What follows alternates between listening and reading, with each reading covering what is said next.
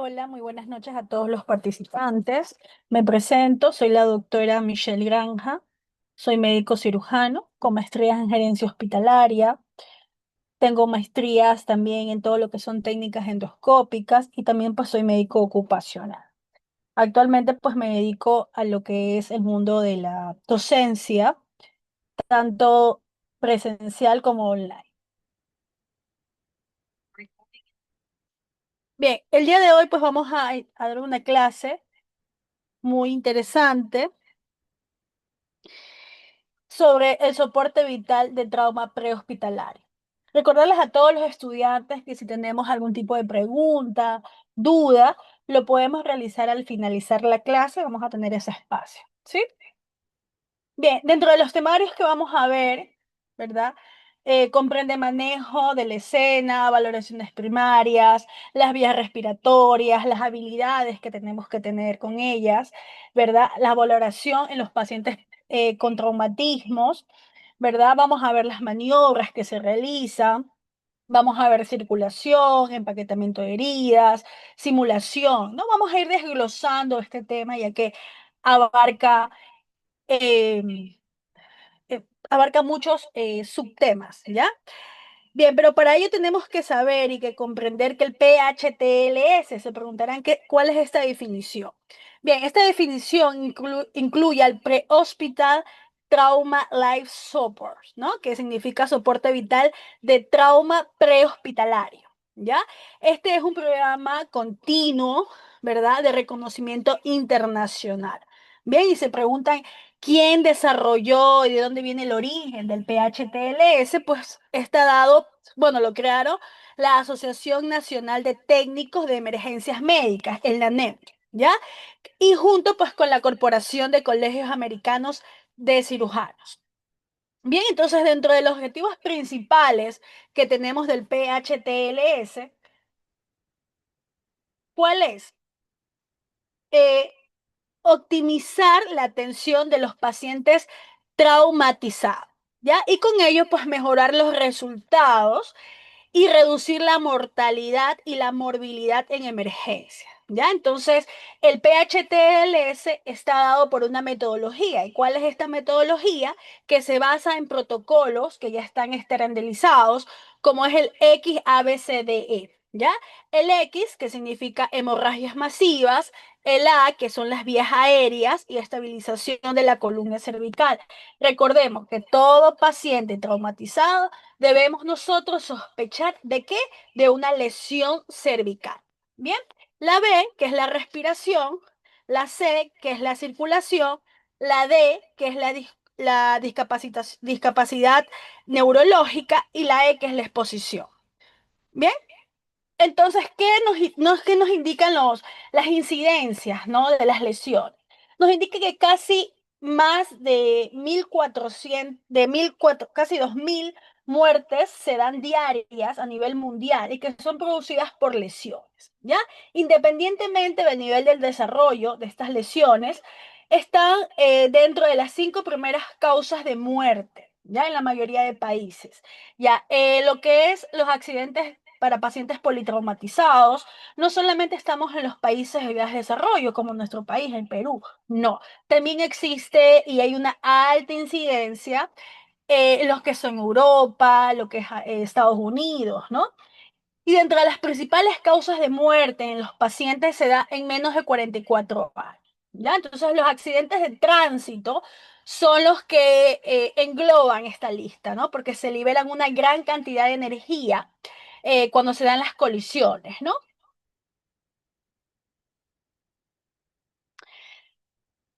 Bien,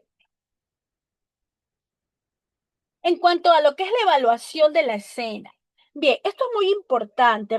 Recordemos que la aproximación se hará siempre por un camino más seguro, más rápido y corto. Y siempre tiene que ser en ese orden, ¿no?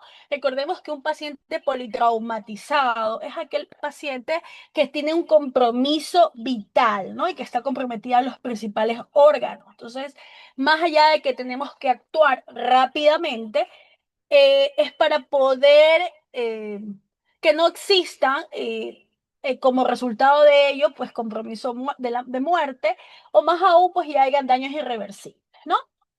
Bien, en cuanto a lo que es la evaluación de la escena, se debe siempre utilizar señales luminosas y acústicas, ¿verdad? ¿Qué quiere decir ello? Que la ambulancia, al momento de la cinemática, debe siempre estacionar el vehículo en un lugar que sea seguro, visible e importante, con señalización, ¿ya? Y en caso de accidentes de circulación, se va a colocar señales de advertencia. ¿En qué distancia? En 150 metros en ambos sentidos de la marcha.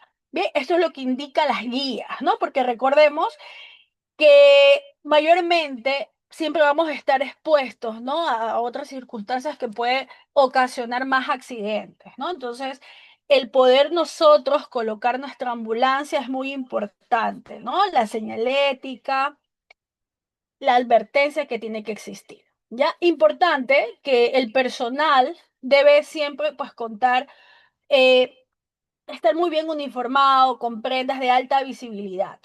¿Ya?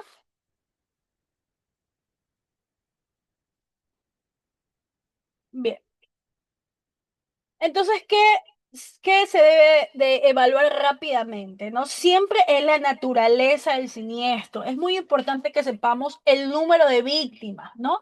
Y el peligro potencial y si es que necesitamos recursos adicionales, ¿no? Entonces, esto es muy importante siempre que exista una buena información y que se transmita, que se debe de transmitir al al central de coordinación, ¿no? Imaginémonos que hay hay un accidente, ¿no? Vehicular, múltiples víctimas, ¿no? Y si va solamente la ambulancia, el médico, no tenemos en esa ambulancia, en una sola, no vamos a tener cabidas como para, por ejemplo, ¿no? Para 15 accidentados, ¿no? Entonces, es importante siempre si nosotros somos la otra parte, ¿no? Que informa, que da la advertencia, que da el llamado, siempre indicar, ¿no? Lo más preciso, siempre identificarnos de una manera correcta, quiénes somos, dónde estamos exactamente, ¿verdad? Entonces, siempre es importante la colaboración multidisciplinar en accidentes de tránsito. Por ejemplo,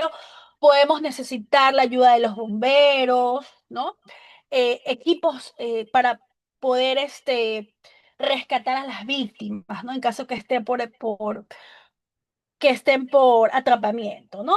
Entonces es muy importante el rescate, que es el primordial, eh, para hacer nosotros una buena coordinación con el equipo de asistencia, ¿no? Como les dije, policías, bomberos, ¿no? Entonces, es necesario siempre identificar a las personas que están atrapadas y elegir la zona de acceso a los pacientes y luego realizar las técnicas de resucitación y mantener las funciones vitales. ¿Qué quiere decir ello? Que, por ejemplo, si el individuo, si la víctima está atrapada, ¿no? Por ejemplo, está atrapada contra el volante, nosotros, por más que hemos reconocido inmediatamente, ¿verdad? Hacemos la valoración en menos de un segundo que el paciente esté en una parada cardíaca, pero recordemos que para ello, para hacer las 30 compresiones, no la vamos a poder hacer ahí, ¿no?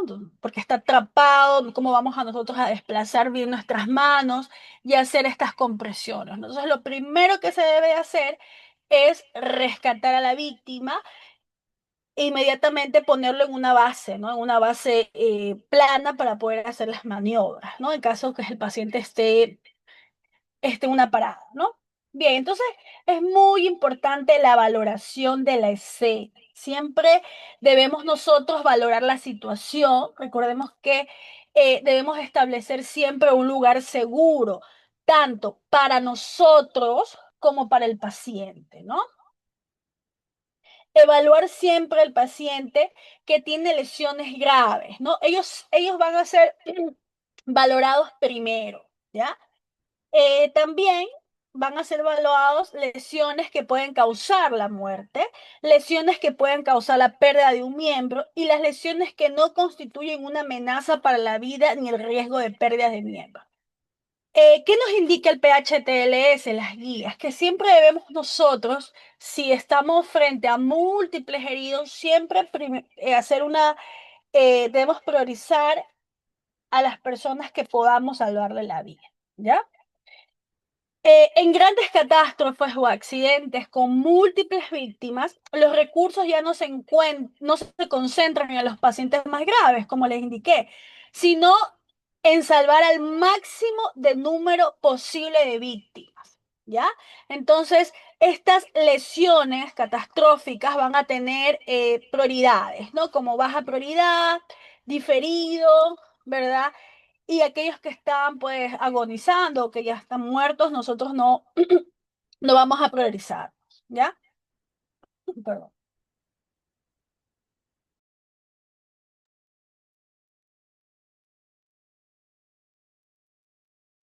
Bien. Y vamos a contar con mecanismos. ¿Cuáles van a ser estos mecanismos? El mecanismo directo, mecanismo mixto y mecanismos indirectos. Cuando nos referimos a mecanismos directos, estos son aquellos que actúan los impactos que agreden a la víctima directamente desde el exterior. ¿Qué indica esto? Que incluye lesiones por golpes directos sobre partes del vehículo, obstáculos o calzadas. ¿Ya? Entonces las lesiones van a depender de la intensidad de energía absorbida por el cuerpo y también pues, la región anatómica afectada, ¿no? Que recibió el impacto directamente. Bien, cuando son mecanismos indirectos, estos son independientes de los impactos directos que están determinados por procesos cinéticos de lo que es aceleración y desaceleración bruscas, ¿no? Que estas pues son modificados a los pesos de los órganos y que proyectan indirectamente, internamente dando lugar, por ejemplo, a desgarros o estallidos. Bien, y ahora, cuando son mecanismos mixtos, esto va a ser una combinación tanto entre mecanismos directos y mecanismos indirectos, ¿no? Que es lo más común que va a pasar en un accidente de tránsito, ¿no? Una colisión. Bien, entonces dicho esto, una colisión se van a producir tres tipos de impactos, ¿no? Impacto del vehículo, impacto del cuerpo, impacto de los órganos. ¿Ya? Entonces, las víctimas de los accidentes que sufren estos mecanismos de eyección y de proyección son, eh, van a ser altamente una incidencia de padecer un gran número de lesiones de forma simultáneas. ¿Ya? Entonces, estas lesiones que son debidos a impactos directos son visibles en la superficie del cuerpo, ¿no? Con el tipo de impacto. Pero ¿qué sucede en las lesiones que nosotros no podemos ver? Por ejemplo, recordemos cuando hay una colisión vehicular, el primer órgano diana que explota es el vaso, ¿no? Y que va a tener una hemorragia masiva que mayormente no se puede controlar. Y es aquel que pues fallecen las personas, ya que mayormente se dan por lesiones de mecanismos indirectos, ¿no? Que son afectados en cuanto no solamente el vaso, sino también el cerebro, el cráneo, la aorta, ¿no? Bien, entonces, dentro de lo que son las estadísticas, ¿verdad? De las regiones anatómicas más frecuentemente afectadas en los accidentes de tránsito, se clasifican en cinco, ¿no? Las cranioencefálicas, las extremidades inferiores, el tórax abdominal, extremidades superiores, columna vertebral. Entonces, por ejemplo, ¿no? Dentro de lo que es el vaso, ¿verdad? Tenemos el hígado, el corazón, el encéfalo, la sangre, ¿no? Entonces estos van a tener un peso, y bueno, ya vamos a ver más adelante cuáles son las distribuciones de las hemorragias masivas que se dan. Bien, entonces dentro de los tipos de lesiones, según el impacto, vamos a tener colisiones frontales, como vemos en la imagen, que esta va a dar lugar a lesiones diferentes según el lugar que ocupe la víctima dentro del vehículo, ¿no?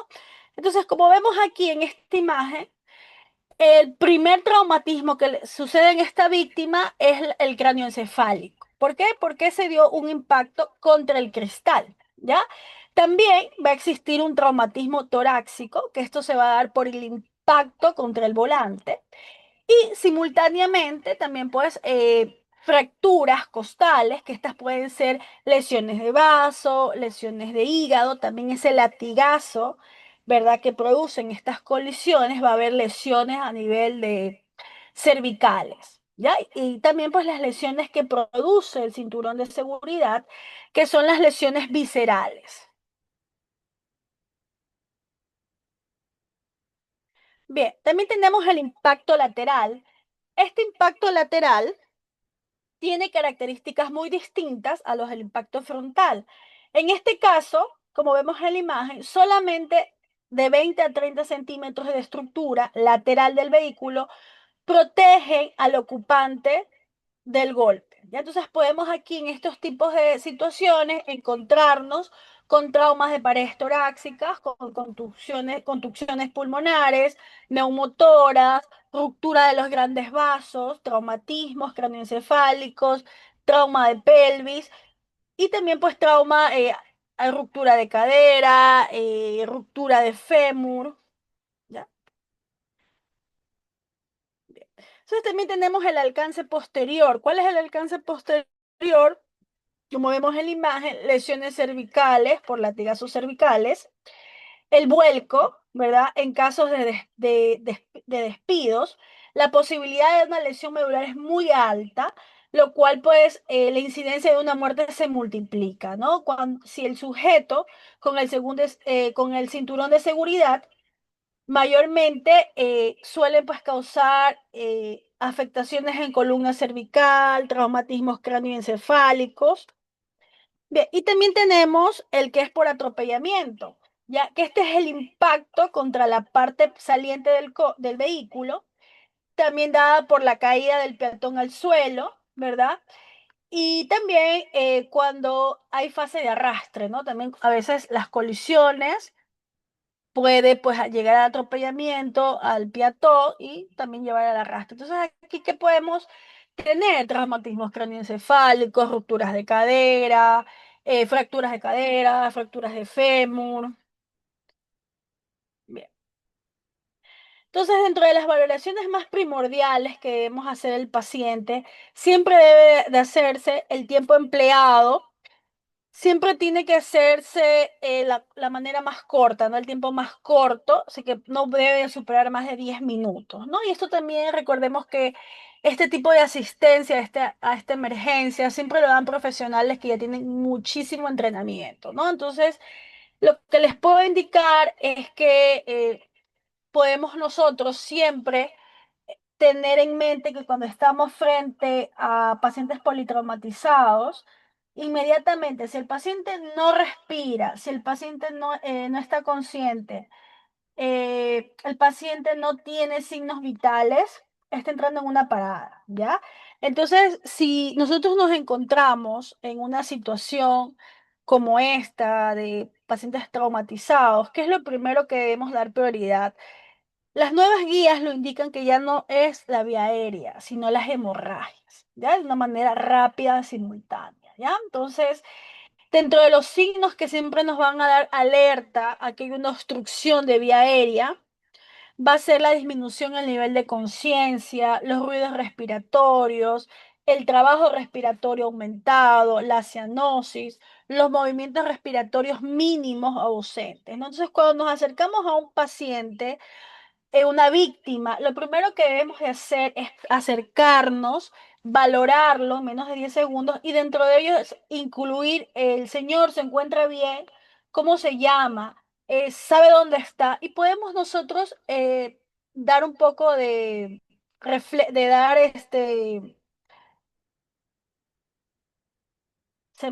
impulsos dolorosos, no tan fuertes, pero sí, por ejemplo, colocarnos al lado de ellos y hacerles unas pequeñas palmadas en los hombros, ¿no? Para poder nosotros valorar su nivel de conciencia.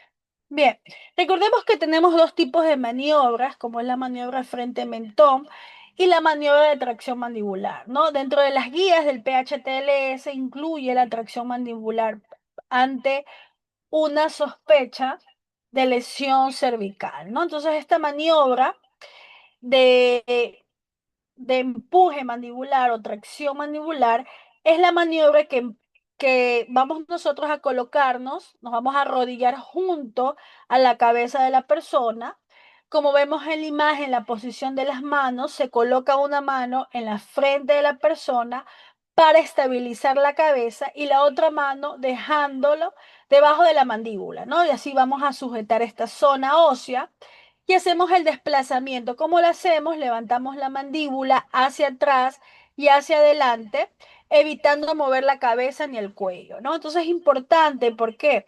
Porque al nosotros hacer esta maniobra, la que está indicada para pacientes politraumatizados, vamos a despejar la vía aérea, ¿no? Entonces al desplazar la mandíbula, se va a separar la lengua de la pared posterior de la garganta, donde suele existir obstrucción, y aquí es donde vamos a permitir que el aire entre y salga con mucha facilidad, ¿no?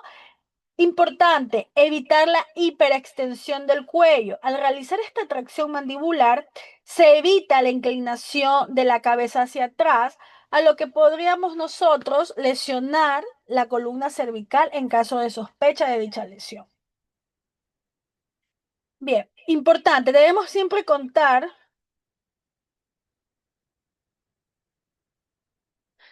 debemos nosotros contar con cánulas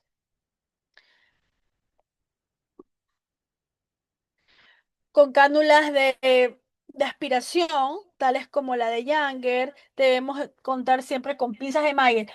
Bueno, cuando nosotros estamos en el área prehospitalaria, ¿verdad? Pues vamos a contar con todo ello en la ambulancia, ¿no? Pero es importante que sepamos que la eliminación de estos cuerpos extraños se debe hacer, bueno, lo vamos a hacer con las tarjetas de Maggi y las aspiraciones de secreciones lo vamos a hacer con las cánulas de Janker, ¿no? Entonces, una vez que ya hemos tenido la apertura de la vía aérea, procedemos con la eliminación de cuerpos extraños, ¿no? Por ejemplo, pueden ser, por ejemplo, con el sistema de aspiración o aspiraciones fijos o portátiles eléctricos, podemos nosotros aspirar todo lo que es sangre, saliva, contenidos gástricos, ¿no? Que van a obstruir la vía, ¿no? Las pinzas de Maggi lo vamos a utilizar para la extracción de cuerpos extraños y para la manipulación del tubo endotraqueal, ¿no? Mayormente debemos de saber que los pacientes politraumatizados van a requerir manejo de vía aérea, ¿no? Intubación. Bien, las cánulas orofaringeas, recordemos que únicamente están indicadas para pacientes que están inconscientes, ¿ya? Solamente inconscientes, ¿ya? No está indicada en niños, ¿verdad? La rotación de esta cánula puede lesionar estructuras como paladar, lesionar dientes, ¿no? Entonces, solamente, por favor, solamente pacientes inconscientes, víctimas inconscientes, ¿ya? Se va a colocar la cánula con la concavidad, como vemos en la imagen, hacia arriba hasta hacer un tope en el paladar blanco, ¿no? Blando. Y en este momento es donde nosotros vamos a girar la cánula a 180 grados y la concabilidad se va a adaptar al dorso de la lengua, ¿no? Lo cual pues va a deslizar al extremo de la cánula. Bien, entonces, ¿para qué personas estén indicadas las cánulas orofaringeas o también conocidas cánulas de Mayo?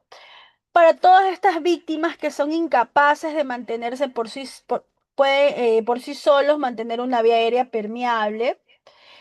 Eh, Está contraindicado en pacientes que están conscientes o semi-inconscientes. Y recordemos que dentro de estas complicaciones van a hacer que va a estimular el reflejo nauseoso, arcadas, vómitos. Igual, y el paciente, importante que sepamos que no va a, el paciente no va a, un momento, por favor. El paciente no va a tolerar. Ya eso es importante que sepamos, el paciente no va a tolerar y lo que vamos a hacer nosotros es que el paciente nos haga broncoespasmos, ¿ya?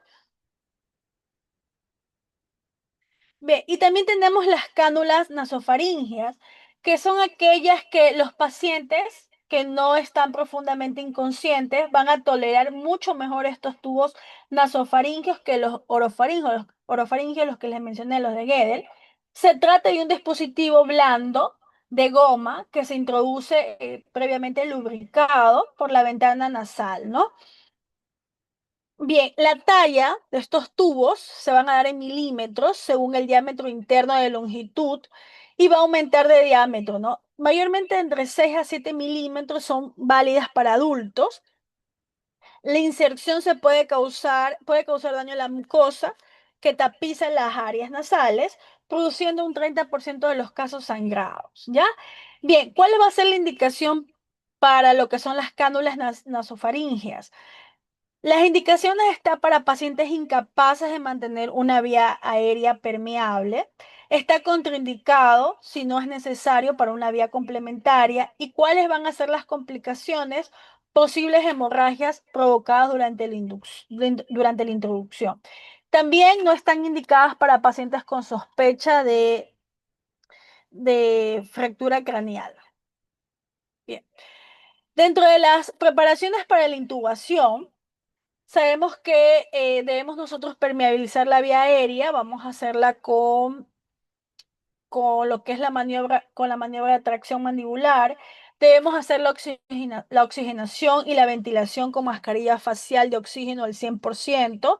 Debemos contar con el aspirador sondas rígidas y flexibles, tener ya listo el laringoscopio preparado, tener diferentes tipos de tamaños de tubos endotraqueales.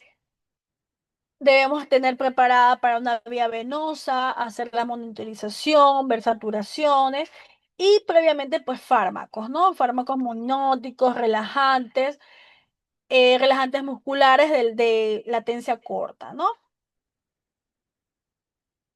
Bien.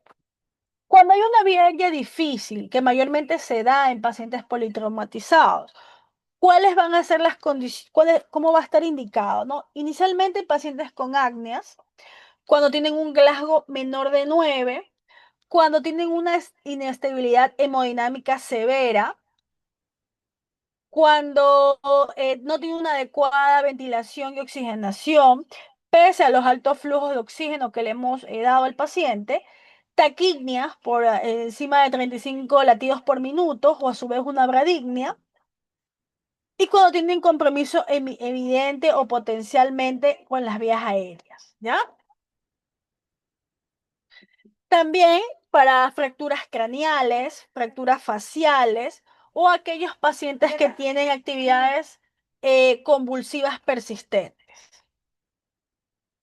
Bien, también tenemos los dispositivos supraglótidos, por ejemplo, el pacientes traumatizados que están inconscientes, sin reflejos de vómitos y que están en apneas, con frecuencias respiratorias menores de 10. Y si no conseguimos nosotros una intubación traqueal, no se puede ventilar al paciente con facilidad con el ambú. ¿Ya? Entonces, ¿cuáles son las contraindicaciones en dispositivos supraglótidos? Reflejos de vómitos intactos, enfermedades esofágicas como la ingestión de sustancias cáusticas. ¿Y cuáles van a ser las complicaciones de estos dispositivos?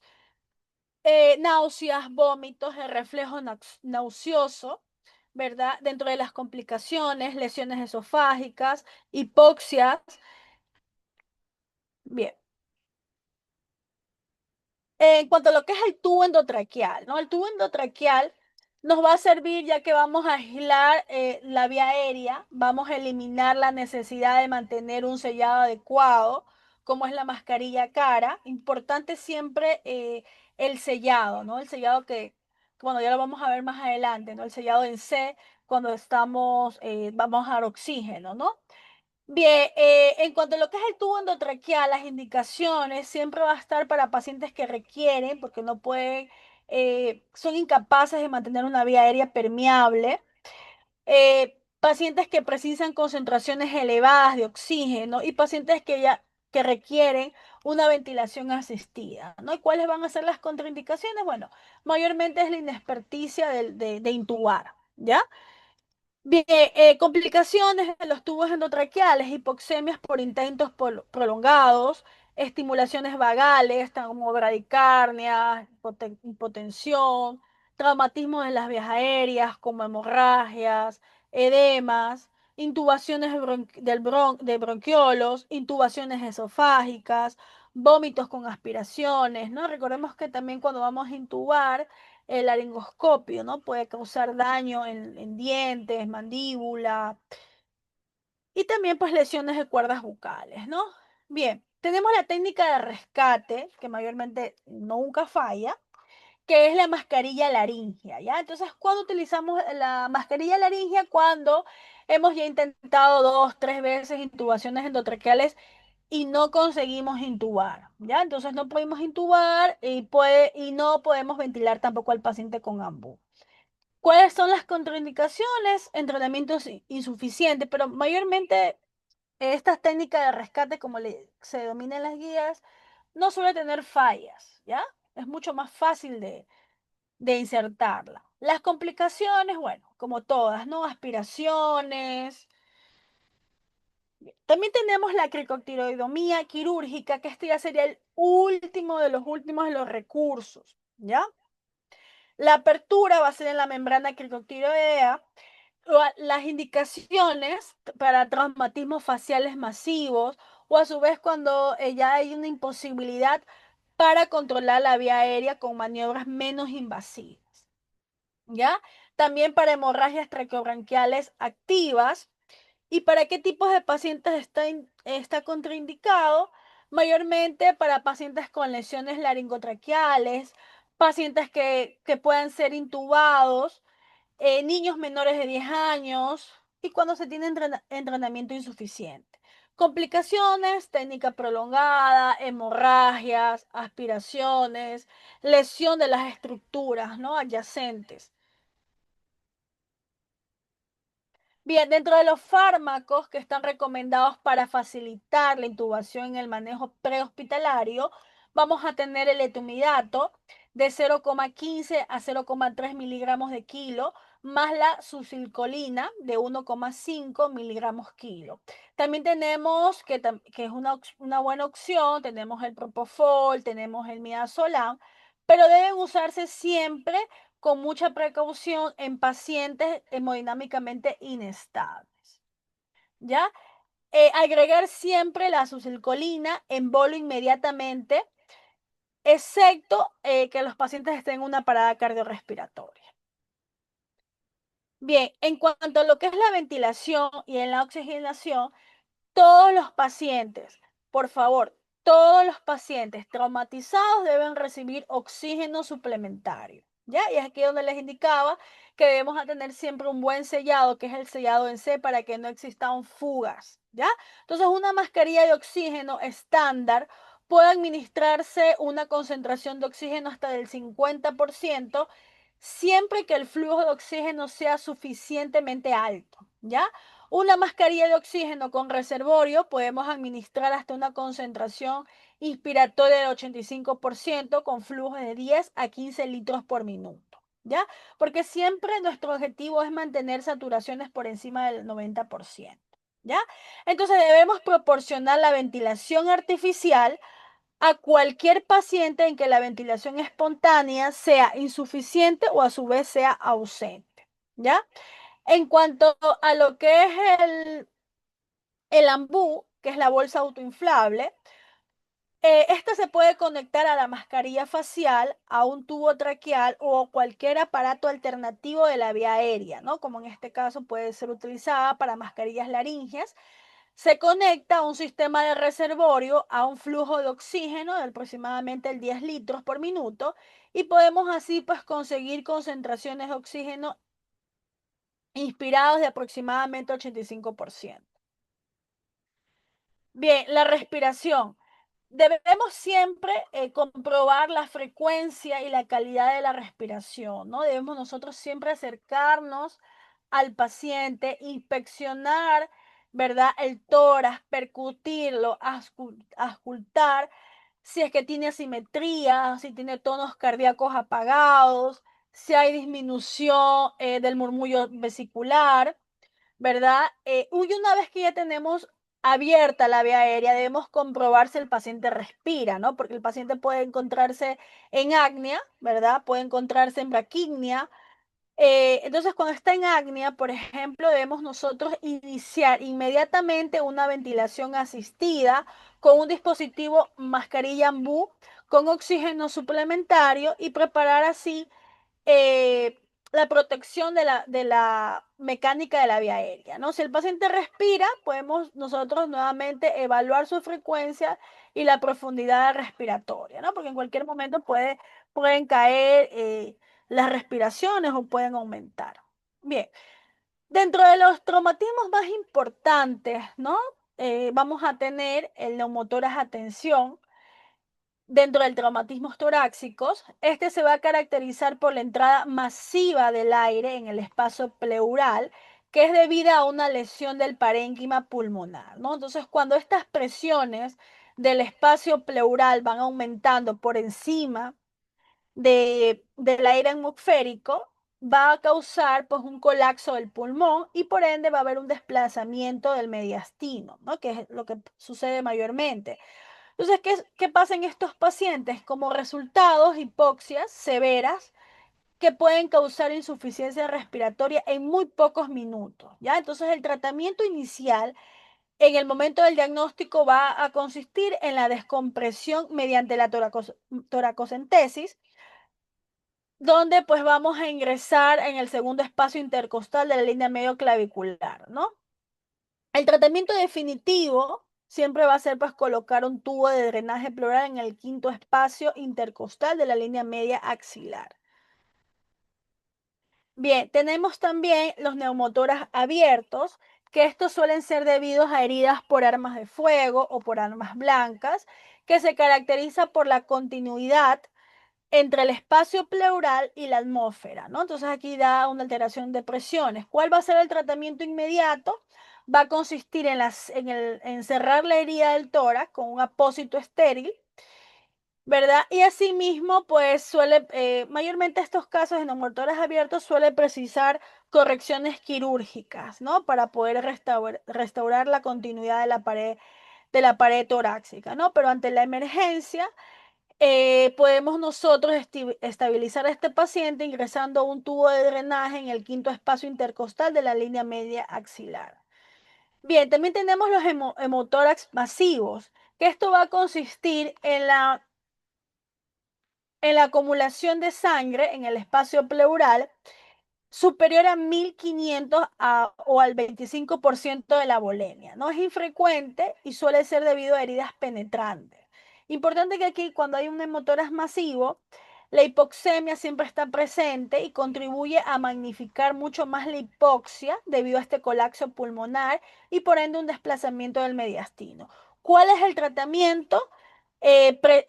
Precisa aquí la reposición de volumen sanguíneo, un drenaje del hemotórax mediante un tubo de grueso. Lo ingresamos en el quinto espacio intercostal, línea media axilar, ¿no? Eso sería como una evaluación inicial. Y en casos mucho más graves de grandes vasos o inestabilidades hemodinámicas, puede ya ser aquí preciso tratamiento quirúrgico, ¿no? Bien, también tenemos el bolet costal, o a su vez también conocido como toras inestable, toras batiente, ¿no? Que es debido a fracturas de dos o más costillas, al menos dos distintos sitios, ¿no? Entonces es producido generalmente por traumatismos cerrados de alto impacto contra el esternón o la cara lateral de la pared costal, ¿no? El tratamiento en que consiste en la inmovilización inmediata del segmento inestable. Generalmente colocamos al paciente de cúbito lateral sobre el segmento afectado, ¿no? Entonces, en estos pacientes la analgesia va a ser imprescindible para controlar el dolor, ¿ya?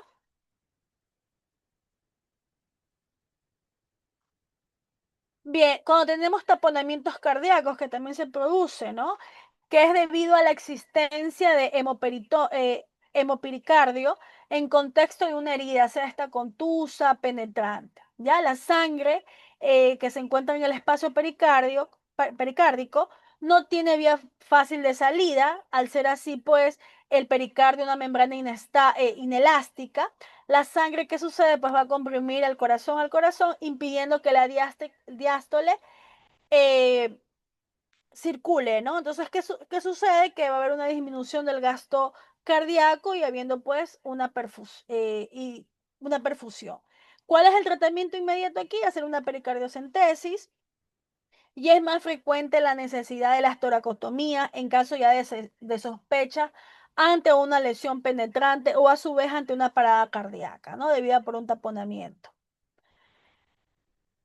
Bien, en cuanto a las que son las lesiones con potencial compromiso vital o riesgos potencialmente mortales, que recordemos que son una de las segunda prioridad en el tratamiento y por ello debemos diagnosticar siempre durante la evaluación secundaria, ¿no? Ya que pueden ser fatales cuando no damos tratamiento y también pues no suelen implicar gravedad en las primeras horas, como por ejemplo, cuando tenemos lesiones a nivel de contusión pulmonar, heridas diafragmáticas traumáticas, neumotoras simples, neumotoras, hemotoras, fracturas costales, lesiones en los grandes vasos, rupturas esofágicas. Bien, y por ejemplo, dentro de las técnicas específicas, como son la toracocentesis, cuando vamos a preparar al paciente, el paciente siempre debemos colocarlo de cúbito supino con la cabecera elevada. Se administra CO2 suplementario con alto flujo de 15 litros eh, y vamos a anestesiar localmente, ¿no? La situación previamente a ello vamos a hacer desinfección. Vamos, dentro de la técnica, vamos a insertar el catéter en el espacio intercostal de la línea medio clavicular, pegado siempre al borde superior de la tercera costilla, ¿no? Entonces, una vez que ya atravesamos la pleura parietal, sale el aire a través del catéter y se conecta a un sistema de suero bajo con un sello de agua para impedir la entrada de aire a la cavidad pleural. Complicaciones, como toda técnica, hematoma por lesión intercostal, podemos tener neumotoras por lesiones del parénquima pulmonar, propiamente por el catéter, y lesiones de los órganos mediastínicos.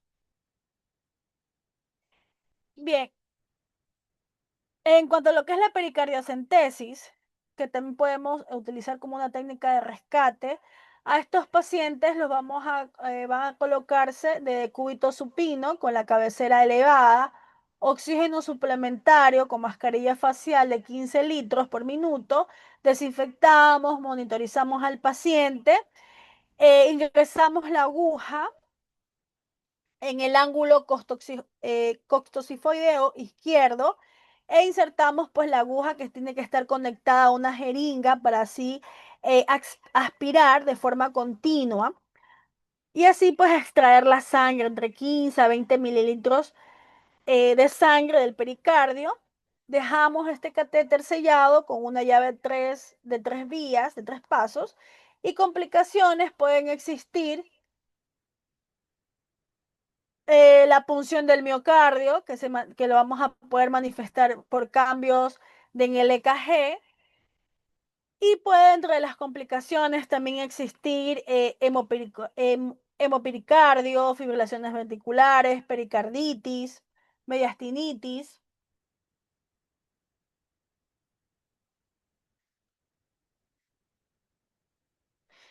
Bien, y dentro de lo que también involucra el PHTLS es el shock, ¿no? Recordemos que vamos a tener diferentes tipos de shock, como el shock cardiogénico, que este es un shock que está dado por descenso del gasto cardíaco, resulta este descenso de volumen de manera muy rápida, que esto se da por falla de la bomba, por arritmias, por bulbopatías o por una falla del ventrículo derecho. Cuando tenemos un shock hipovolémico, se produce por pérdidas masivas hemáticas, por deshidratación, ¿no? Por ejemplo, diarreas, también por una hemorragia de algún órgano diana importante, ¿no? Bien, el shock obstructivo, este se produce por el descenso del volumen a minuto debido a la dificultad del llenado del ventrículo izquierdo, ¿no? Por ejemplo, neumotoras a tensión. Tenemos el shock distributivo, que este se produce por la disminución de las resistencias vasculares sistémicas. También tenemos shock anafiláctico, ¿no? Que eso se produce por tipos de alergenos, ¿no? Bien, entonces la evaluación, recordarles que ya en las nuevas guías nos indican que lo primero que debemos hacer es controlar las hemorragias, vías aéreas, respiración, circulación. Bien, entonces dentro de las clasificaciones de un shock hemorrágico, eh, dentro de los órganos que, que van a tener más volumen sanguíneo de pérdidas en litros, por ejemplo, bueno, de los grandes huesos, por ejemplo, las costillas de un 2 a un 4% de volumen, el radio, el cúbito de un 5 a 10%, junto a lo que es pie, tobillo, húmero y tibia se aumenta más de 10 al 30, la columna vertebral y lo que más nos preocupa siempre es la pelvis y el fémur, ¿verdad? Que esos son, estos huesos sí tienen una estadística muy alta en lo que es pérdidas masivas, ¿no? La pelvis a un 20 a un 100%, un fémur de un 20 a un 50%, ¿no? De pérdidas masivas. Entonces, siempre las clasificaciones de shock hemorrágico debemos tener en cuenta que vamos a tener clasificaciones y que van a contar con ellas por las pérdidas en mililitros, por la pérdida de volemia, por la frecuencia cardíaca, está por la tensión arterial, por la presión del pulso, por las frecuencias respiratorias, está por el relleno capilar, por la diuresis, por el sensorio del sistema nervioso central y por la reposición. ¿Ya? Entonces, aquí les he dejado esta clasificación para que ustedes puedan revisarlo. Bien, en cuanto a lo que son los escenarios clínicos en un shock traumático prehospitalario, por heridas penetrantes del tórax, ¿no? Aquí se da un shock hemorrágico, que se produce un traumatismo penetrante del tórax. La solución va a ser quirúrgica, los sueros deben ser siempre restringidos hasta que podamos lograr una hemostasia. ¿Ya? El traslado siempre debe ser inmediato y solo vamos nosotros a infundir sueros en caso que el paciente pierda el pulso central. En cuanto a lo que es el traumatismo cráneoencefálicos, estas están dadas por situaciones de hipotensión prehospitalaria y que mayormente siempre tienen el peor diagnóstico. ¿Ya? Entonces siempre debemos nosotros evitar en estos pacientes la hipotensión. Bien, en cuanto a lo que son las hipotensiones severas, ¿verdad? Aunque las probabilidades de resistir y de sobrevivir van a ser muy bajas, en este grupo de pacientes siempre debemos priorizar la reposición de líquidos, ¿ya? De fluidos, ¿no? Entonces, si se trata de pacientes con tensiones arteriales medias, menores de 40 milímetros de mercurio, a su vez que no tengan pulso central, mayormente siempre van a estar, son pacientes inconscientes que tienen muy mal pronóstico de revivir, ¿no? Entonces aquí eh, el traslado debe ser inmediato en estos pacientes, ya no. Bien, entonces, en cuanto a lo que es el protocolo de actuación prehospitalaria, ¿verdad? Siempre debemos nosotros controlar las hemorragias, ¿no? Como punto número uno, seguido asegurarnos una vía aérea, una buena ventilación para así poder controlar la circulación. Revisar siempre, hacer una buena inspección en los pacientes en cuanto son los controles de hemorragias importantes, ¿no? Las que sean visibles y compresivas. Se aplicará una presión directa, no usar gasas muy gruesas y absorbentes. Ya las nuevas guías nos indican que sí podemos usar torniquete, que el torniquete debe de, como máximo, si son traslados muy largos, cada 2 horas revisar la herida, ¿ya? Entonces ya está incluida, ¿no? Los torniquetes, ¿ya? Valorar siempre la existencia de shock con los pacientes, canalizar las vías, eh, terminar un correcto reconocimiento primario, ¿no? Lo que es la D, la discapacidad neurológica, y evitar siempre la hipotermia, ¿no? Estos pacientes con politraumatizados siempre tienden a estar hipotensos, ¿ya? Importante, las revaluaciones, los reconocimientos secundarios, siempre canalizar vías periféricas y importante, garantizar la saturación de oxígeno por encima de 90, ¿ya? Conservar calor al paciente, evitar la hipotermia como les indiqué y siempre iniciar un traslado inmediato.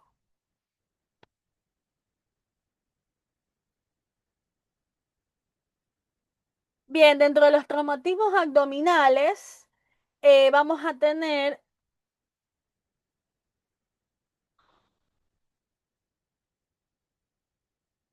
bien, vamos a tener dentro de ellos, cuando hay un trauma de tórax, ¿verdad? Que ya les indiqué aquí. Cuando hay un traumatismo abdominal, los traumatismos abdominales cerrados, sin soluciones a continuidad, estos suelen ser pues más graves, ¿verdad? Porque recordemos que mayormente pueden haber ya órganos lesionados, ¿no? Por diferentes tipos de impacto, como ya les he mencionado. Entonces, lo recomendable en estos pacientes jamás es extraer, por ejemplo, extraer el cuerpo extraño, ¿no? Hay que esperar ir hasta lo más cercano a un hospital para que ya esto sea resuelto a nivel quirúrgico, ¿ya?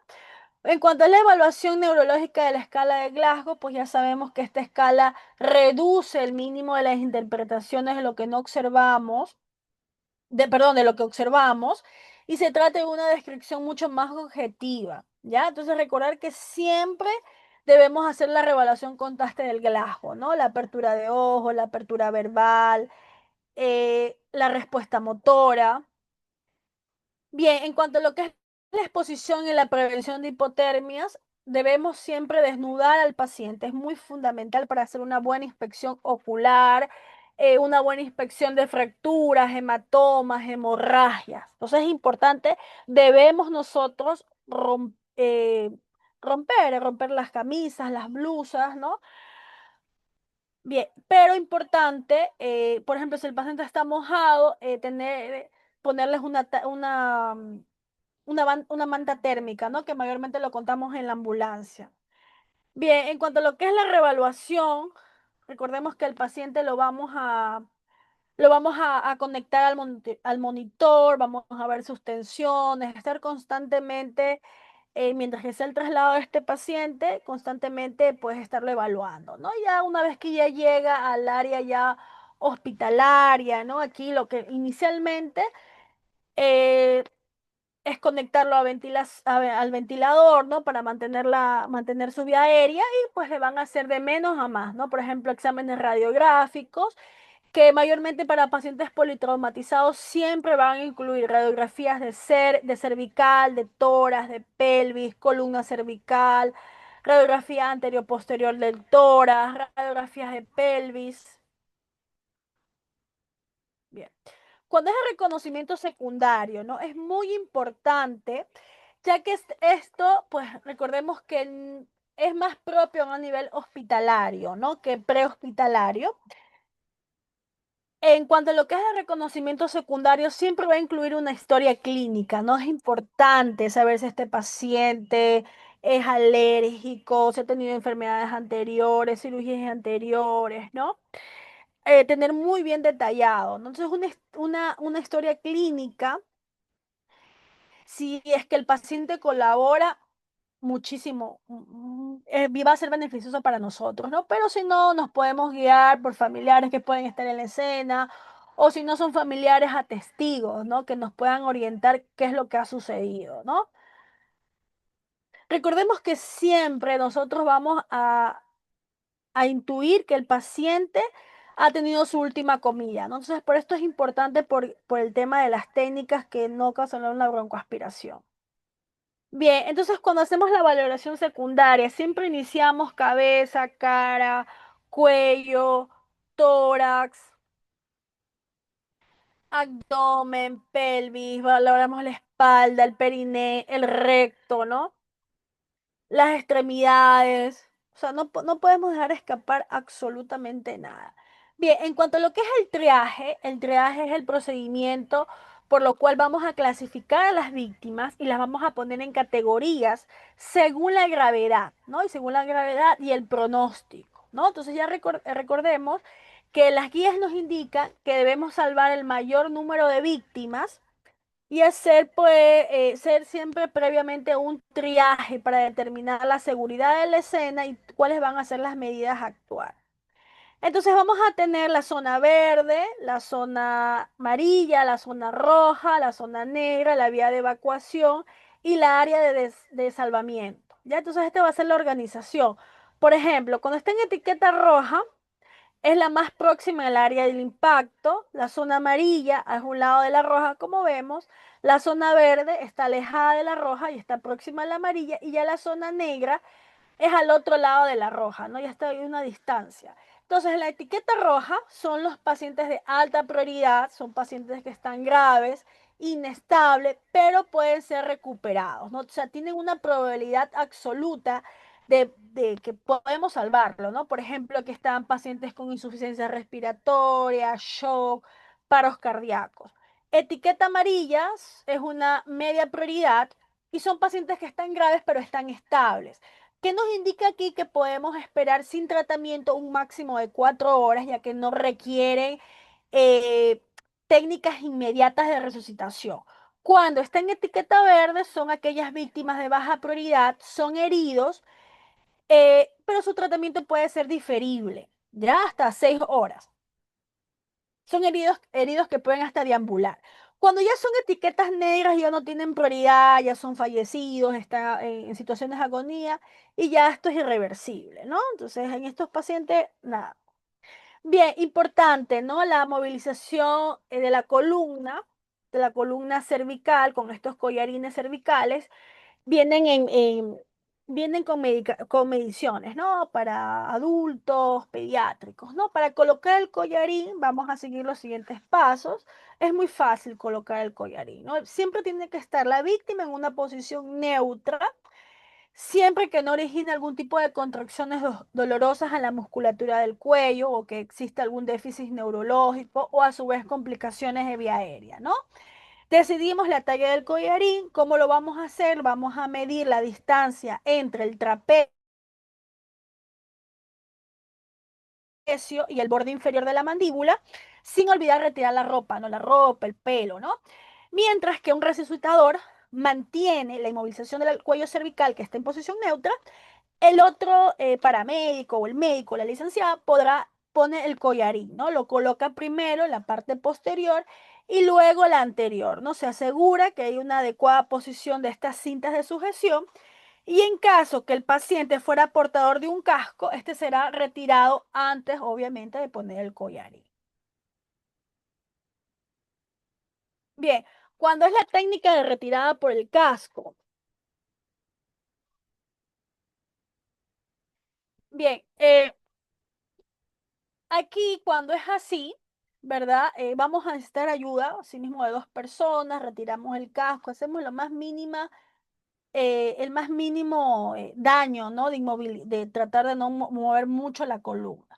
Bien, estos tableros espinales también se tratan de superficies planas, rígidas, que mayormente vamos a necesitar ayuda, ¿no? Que en este caso puede ser del paramédico, del licenciado, y si o a su vez podemos ayudarnos con otras personas, ¿no? Por lo general siempre se hace al conteo de 3, se levanta el paciente para llevarlo hacia la ambulancia.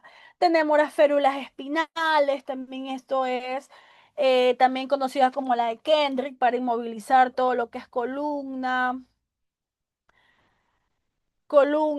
tronco. Bien, también tenemos estas camillas en cuchara, palas que también se puede utilizar. Bueno, esto va a depender mucho de todo lo que tengamos en la ambulancia y del traslado que vamos a dar y del soporte que vamos a dar, ¿no? El colchón del vacío, tenemos las férulas, importante siempre contar con varias férulas neumáticas, ¿verdad? Y bueno, y en cuanto a las maniobras, bueno, esto van a ser técnicas que van de rescate, ¿no? Las técnicas de bandeja también para trasladar al paciente a la ambulancia, la técnica del puente. Bien, y bueno, y aquí les he dejado los fármacos para que los puedan revisar, las dosis y las administraciones. Tenemos la ketamina, el propofol, midazolam, el etidimidato, ¿verdad? También tenemos esta tabla que expone las características farmacológicas y farmacocinéticas de los analgésicos, ¿no? Por ejemplo, la morfina, el fentanil, el tramadol, sus dosis, su inicio de acción, la duración clínica y el potencial analgésico. Bien, queridos estudiantes, pues esto ha sido todo. Si tenemos algún tipo de pregunta, duda, lo podemos aclarar en este momento.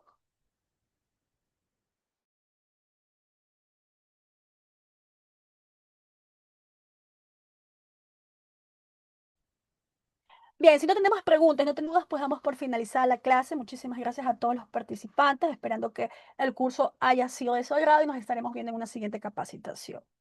Bueno, vamos a dar un minutito si tenemos algún tipo de pregunta, ¿ya?